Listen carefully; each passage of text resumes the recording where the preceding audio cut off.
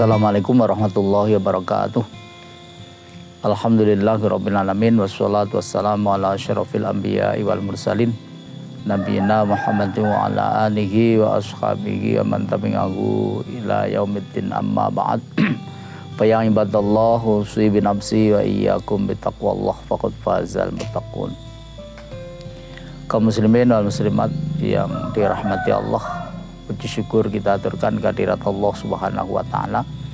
Biqaulina alhamdulillahirabbil alamin. Shalawat dan salam mudah-mudahan tetap terlimpah tercurah pada Rasulullah Muhammad sallallahu alaihi wasallam. Kaum muslimin dan muslimat rahimakumullah, alhamdulillah kita saat ini berada di bulan yang penuh dengan barokah, penuh dengan kemaghfiratan dari Allah Subhanahu wa taala, penuh dengan nilai-nilai kebajikan yang luar biasa tingginya. Oleh karena itu perbanyak kita bersyukur pada Allah Subhanahu wa taala karena saudara-saudara kita pada saat ini ada yang sudah tidak bisa menikmati bulan Ramadan, ada juga yang bisa masuk ke bulan Ramadan tetapi tidak bisa memaksimalkan diri untuk beribadah di bulan Ramadan. Mudah-mudahan saudara kita yang saat ini ada yang sedang sakit, ada yang tidak bisa maksimal di dalam menjalankan ibadah. Mudah-mudahan Allah Subhanahu wa taala segera memberikan kekuatan lahir dan batin. Kalau sakit mudah-mudahan segera disembuhkan. Kalau banyak kesibukan mudah-mudahan Allah Subhanahu wa taala memberikan jalan keluar sehingga berbagai kesulitan menghadapi kehidupan ini bisa segera diatasi. Kaum muslimin wal muslimat rahimakumullah, pada sesi yang sangat mulia ini saya ingin mengajak pada kita untuk merenungkan ayat suci Al-Quran yang kemudian nanti kita coba kita kembangkan untuk meningkatkan kualitas ibadah kita ini. Allah Subhanahu wa taala menjanjikan dalam Al-Quran yang termaktub di dalam surat Al-Maidah ayat 9. Sebenarnya janji-janjinya Allah itu banyak. Saya ingin siang hari ini kita merenungkan satu ayat. A'udzubillahi minasyaitonirrajim. Bismillahirrahmanirrahim. Wa'adallahu alladzina amanu wa 'amilus solihati lahum maghfiratu wa ajrun 'adzim. Allah berjanji kepada orang-orang yang beriman, wa 'amilus sholihah dan juga wa 'amilus sholihati dan juga melaksanakan amal soleh. Beriman, beramal soleh. Lahum maghfirah wa ajrun 'adzim. Allah menjanjikan orang yang seperti itu nanti akan mendapat dua hal. Yang pertama baginya itu adalah maghfirah atau ampunan. Kemudian yang kedua ini ajrun 'adzim, yaitu pahala yang besar. Jadi apapun yang kita lakukan selama itu dilakukan oleh orang yang memiliki keimanan kepada Allah, maka nanti yang disiapkan Allah itu ada dua. Yang pertama itu ampunan, kemudian yang kedua ini adalah ajrun atau pahala. Karena itu seluruh amal kebaikan kita ini nanti selain kita ini akan mendapatkan pahala dari Allah, maka Allah akan menggunakan amal kita ini tanpa nanti mengurangi. Jadi penggunaan amal itu bukan berarti kemudian pahalanya dikurangi untuk menghapus dosa, enggak. Tapi sekaligus kita ini ketika amal kita ini diterima oleh Allah, maka dua hal itu akan kita terima dari Allah, yakni pengampunan dari Allah atau maghfirah. Kemudian yang kedua ini adalah ajrun 'adzim. Cuma persoalannya begini kaum muslimin wal muslimat. Jadi ini memang istilahnya itu basyir, kabar gembira. Nah, tugas Rasulullah itu selain basyiran itu juga sebagai nadhiran. Artinya tidak sekedar memberikan informasi kegembiraan, tetapi juga Rasulullah itu mengingatkan dengan berbagai hal kemungkinan yang terjadi pada diri kita yang bisa memungkinkan dua hal itu nanti belum tentu kita terima ketika kita ini menjalankan amilus sholihain. Maka ada 4 hal yang ini harus kita perhatikan kaitannya dengan ibadah kita ini. Walaupun ini sudah sering kita dengar, ya sekedar kita memberikan peringatan saja, memberikan nazir kepada kita semuanya, termasuk pada diri saya sendiri, supaya nanti kita ini tidak menyesal ketika nanti sudah kembali kepada Allah, kemudian ternyata ada kemungkinan apa yang kita dapatkan itu tidak sesuai dengan ekspektasi kita. Jadi yang kita dapatkan tidak sesuai dengan yang sudah kita bayangkan begini, begitu, karena ada persoalan-persoalan tertentu yang terkait dengan ibadah kita. Yang pertama yang harus kita perhatikan itu adalah an-niyah atau niat. Jadi gampangnya niat. Niat itu akan sangat menentukan kualitas ibadah kita ini. Dan ulama mengingatkan kepada kita bahwa niat itu bukanlah apa yang kita ucapkan. Laisat an-niyah qaulu qailin nawaitu ila akhirih. Jadi yang dimaksud dengan niat itu bukanlah ucapan seseorang nawaitu, saya meniatkan ini. Hakikat niat itu bukanlah itu, tapi hakikat niat itu adalah ma fi qalbi, apa yang ada di dalam hati kita ini. Karena sangat mungkin lisan kita itu mengatakan nawaitu kemudian diakhiri dengan lillahi ta'ala, belum tentu nanti hati kita itu betul-betul lillahi ta'ala. Ini persoalan yang betul-betul harus kita perhatikan. Karena itu Rasulullah mengingatkan pada kita, innamal a'malu binniyat wa innamal likulli imri'in ma nawa. Jadi yang sebenarnya agak panjang dan insya Allah ini sudah sering kita dengarkan. Sesungguhnya amal itu kualitasnya tergantung pada niatnya. Wa innamal likulli imri'in ma nawa, dan seorang itu hanya akan mendapatkan sesuatu sesuai dengan apa yang diniatkan, sesuatu sesuai apa yang ada dalam hatinya itu. Karena kisahnya hadis ini atau asbabul wurudnya hadis ini itu bukan terkait dengan masalah lafaz, tapi terkait dengan masalah isi hati orang yang melakukan hijrah dari Makkah ke Madinah. Jadi asbabul wurud hadis ini bukan terkait dengan kefasihan kita ini mengucapkan nawaitu dan seterusnya, tetapi hadis ini asbabul wurudnya terkait dengan ma'fi qalbi, apa yang ada di dalam hatinya itu, kerenteknya itu apa yang menjadi niatan batinnya ini ketika orang itu dulu melakukan hijrah dari Makkah ke Yasrib pada waktu itu. Tentu konteks ini bisa kita bawa ke sini, kita bawa ke saat ini. Apapun yang kita lakukan dalam bentuk ibadah ini, semuanya itu adalah tergantung pada apa yang ada di dalam hati kita.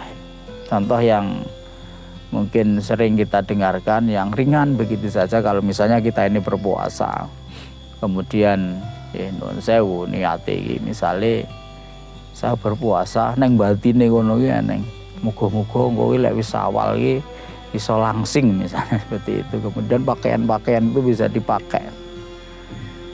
Memang tidak ditalafutkan, memang tidak diucapkan dalam sebuah kalimat begitu, tetapi itu ada dalam hati. Kita harus hati-hati yang seperti itu, nanti akan berpengaruh kepada kualitas ibadah kita ini. Itu satu. Kemudian yang kedua yang harus kita perhatikan itu, seluruh ibadah kita ini adalah kaifiyatul ibadah. Kaifiyatul ibadah itu artinya tata cara beribadah. Misalnya kalau kita ini sholat, bagaimana tata caranya sholat yang diajarkan oleh Rasulullah.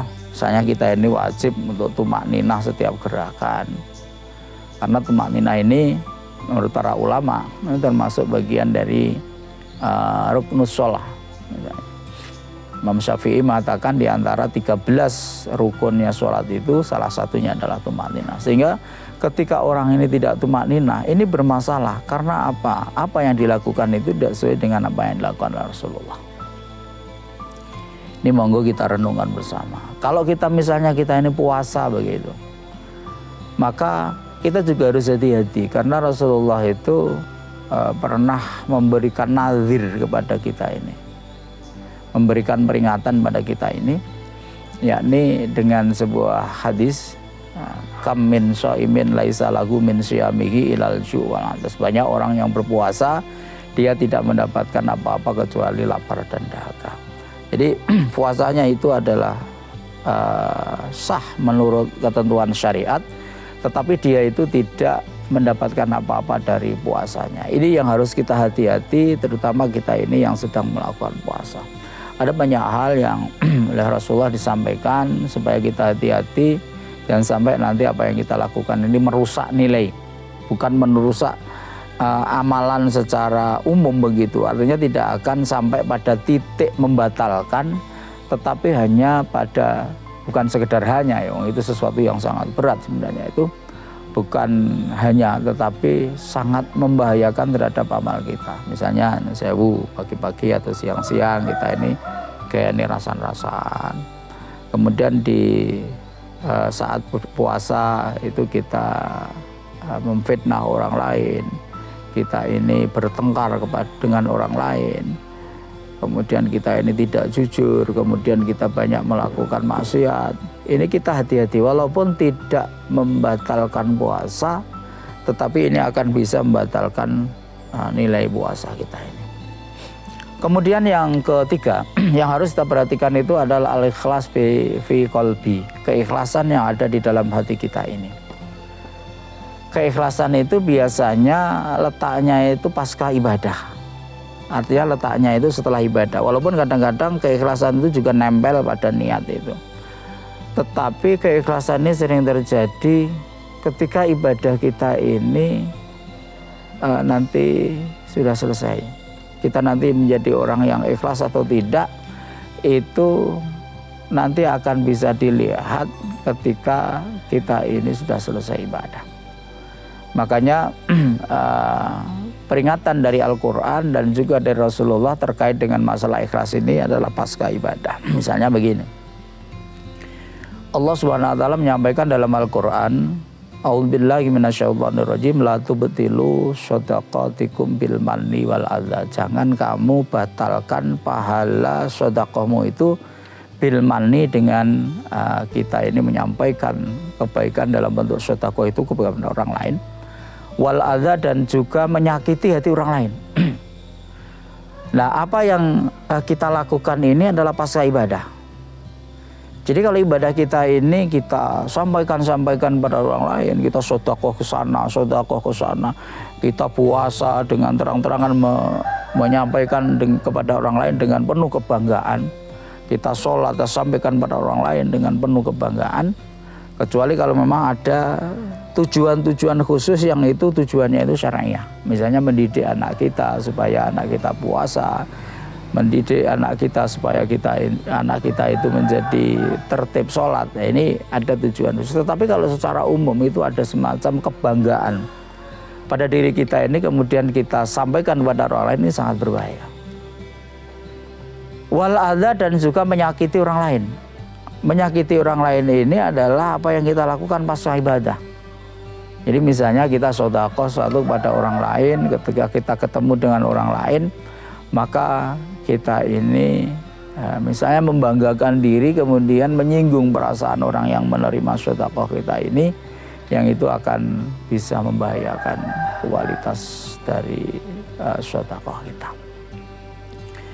Kemudian yang keempat, kaum muslimin dan muslimat, yang ini kadang tidak begitu terdeteksi oleh diri kita. Yang perlu kita sadari, kaum muslimin dan muslimat, seluruh amal ibadah kita ini nanti penilaian akhirnya itu bukan pada saat pasca kita ini ibadah, tapi penilaian akhirnya nanti adalah pada saat kita ini meninggal dunia. Makanya ini yang sangat perlu kita jaga. Ada banyak hal yang harus kita hindari, ada beberapa hal yang harus ini ada pada diri kita. Jadi jangan anggap kalau misalnya kita ini selesai sholat, kemudian Allah sudah mencatat selesai sholat kita. Ketika kita ini selesai puasa, kemudian Allah sudah selesai mencatat amal kita. Kita selesai zakat, kemudian Allah tutup buku yang terkaitan dengan zakat. Kita selesai haji, bukan berarti nanti Allah langsung menutup ibadah haji kita ini pada saat selesai itu ya. Semuanya nanti seiring dengan perjalanan kehidupan kita akan dinilai terus oleh Allah sampai kita ini meninggal dunia. Sholat kita juga begitu, dinilai oleh Allah di akhir kehidupan kita nanti itu. Perjalanannya bagaimana? Zakat kita, sedekah kita, infak kita, puasa kita, termasuk haji kita, ini akan dinilai pada akhir kehidupan kita ini. Makanya kita ini harus hati-hati. Dan sekedar mengingatkan kaum muslimin dan muslimat rahimakumullah, Allah sampaikan di dalam Al-Quran bahwa seluruh ibadah kita ini sebetulnya adalah sebuah proses. Jadi al-ibadah at-taqarrub ilallah. Ibadah itu adalah sebuah upaya untuk mendekatkan diri kita ini pada Allah. Bahkan kalau Al-Quran mengatakan bahwa ibadah itu adalah sebuah proses dari orang yang beriman menuju pada titik mutakun, pada titik diri kita ini pada posisi menjadi orang yang bertakwa pada Allah. Nah, setelah ibadah itu kita lakukan, ternyata kita ini masih dituntut lagi untuk melakukan beberapa hal dalam rangka memproses diri dari perjalanan hidup kita sebagai orang yang beriman, kemudian beribadah, kemudian nanti kita ini akan menjadi muttaqun. Makanya ayat yang berkaitan dengan ibadah, mau baik itu yang umum maupun yang khusus, itu diakhiri dengan kalimat yang sama. Misalnya Nun Sewu Al-Baqarah 21, Allah SWT menyampaikan, a'udzubillahi minasyaitonirrajim, ya ayyuhan nasu ubudu rabbakum alladzi khalaqakum walladzina min qablikum la'allakum tattaqun. Akhir kata itu, akhir ayat itu la'allakum tattaqun. Ketika Allah menyebutkan tentang ibadah khusus, misalnya puasa, Allah juga menyampaikan seperti itu. A'udzubillahi minasyaitonirrajim, Al-Baqarah 183. Ya ayyuhalladzina amanu kutiba alaikumusiyam kama kutiba alal ladzina min qablikum la'allakum tattaqun. Wahai orang beriman, diwajibkan pada kamu sekalian untuk melakukan puasa seperti diwajibkan pada umat-umat sebelum kamu, la'allakum tattaqun. La'alla ini litaroji, untuk sebuah harapan. Kemudian tattaqun ini kalau kita dekati dari sisi nahwu, misalnya kita menggunakan kitab I'rabul Qur'anil Karim, itu disebutkan di sana bahwa tattaqun itu adalah fi'lun mudhari'un marfu'un wa alamatu rafihi thubutun nuni.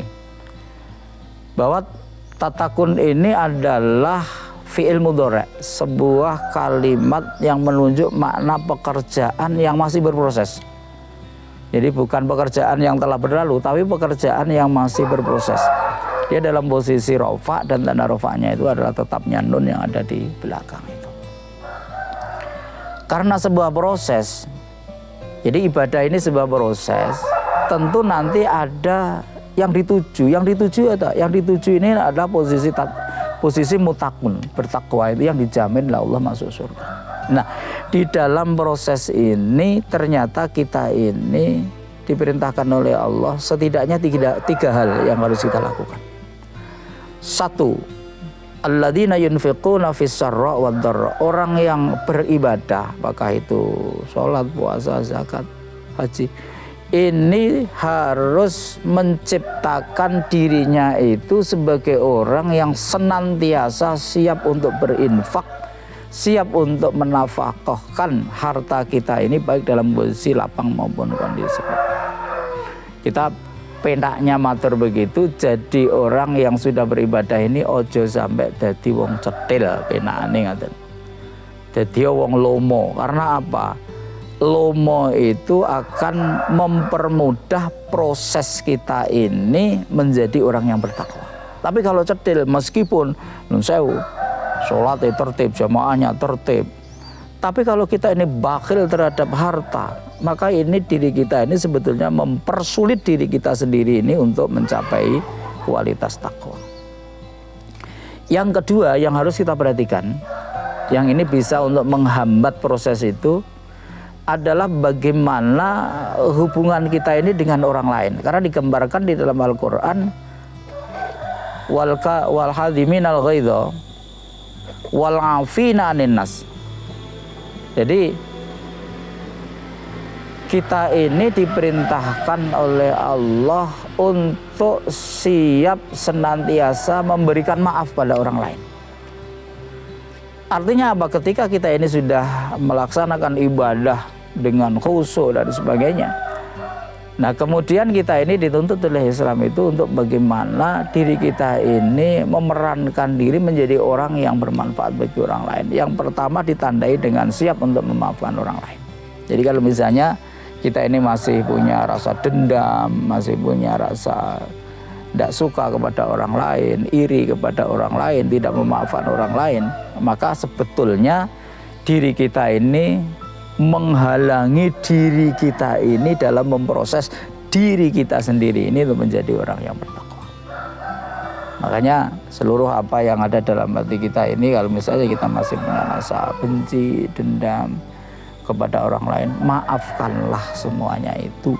Ketika kita memaafkan, berarti kita ini mempermudah proses kita ini dari tatakun menuju mutakun. Kemudian yang ketiga, yang juga nanti sangat ditekankan oleh Allah dalam Al-Quran, walladzina idza fa'alu fahisyatan aw dzalamu anfusahum dzakarullah fastaghfaru lidzunubihim. Kalau kita ini melakukan sebuah kesalahan, maka bersegeralah kita ini untuk memohon ampunan kepada Allah.